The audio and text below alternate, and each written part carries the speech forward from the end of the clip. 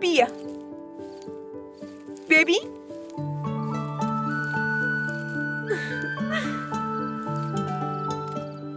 بیا.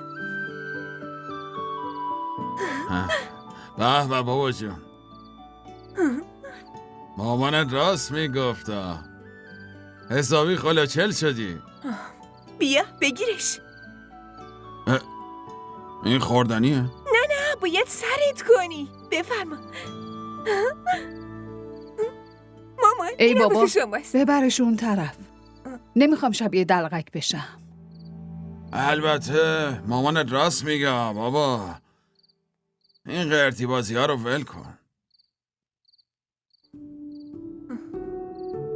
باشه، پس منم درش بیارم. بریم تو.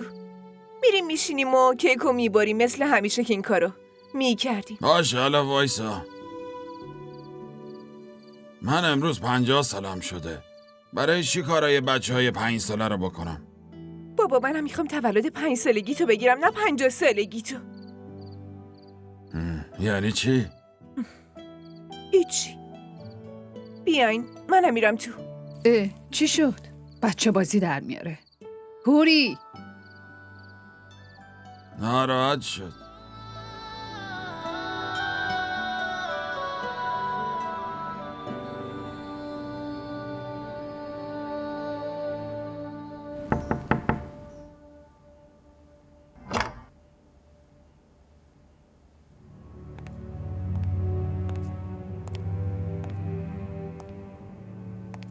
شرمنده بابا،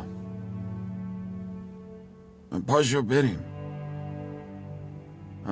هرچی بگی همون کارو میکنیم. نمیخوام کسی رو به خاطر خودم اذیت کنم. برای خودت چرا؟ تو داری برای من تولد میگیری دیگه. تولد گرفتیم دیگه.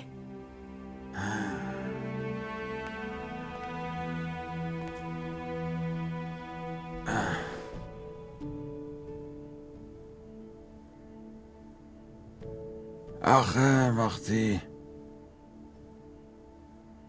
که اینو باید سرم میکردم، اون روز نتونستم. برای همین یکم برام عجیبه. راستش حتی تاریخ تولدم یادم نیست. وقتی رفتم مدرسه هرچی دلشون خواست نوشتن. تا الانم همونه.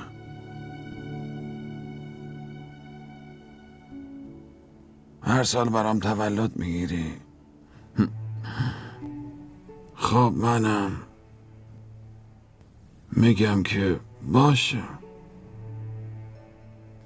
وگرنه من کجا کیک میک دیده بودم.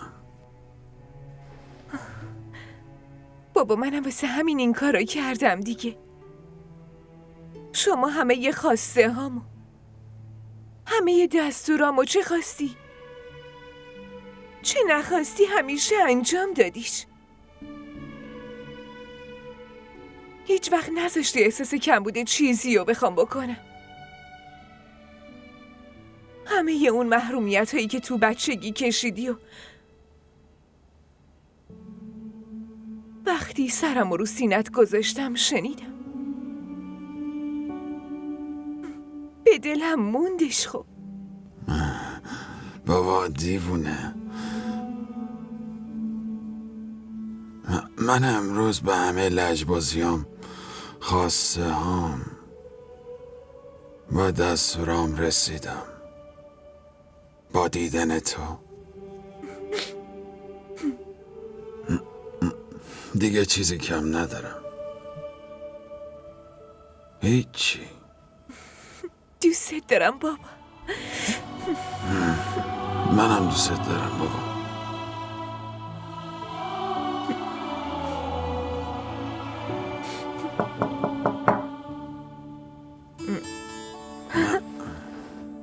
این لوس بازی ها تا کی میخواد طول بکشه؟ خب خنده دیگه بسته، پاشو بیا. صفورای بدبخت یه لنگه پا خوش شده که ترقتو بهتره کنه. پاشو زودتر بیا.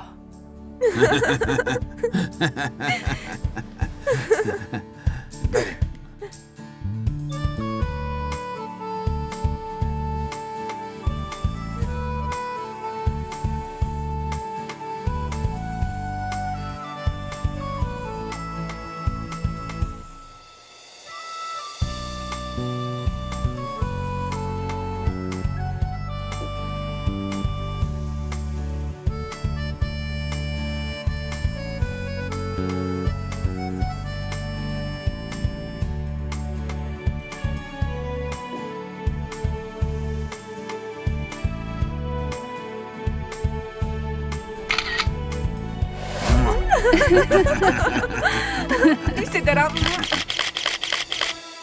این ویدیو رو لایک کنید، کانالمون رو سابسکرایب کنید تا از سریال های جدیدمون هم آگاه باشید.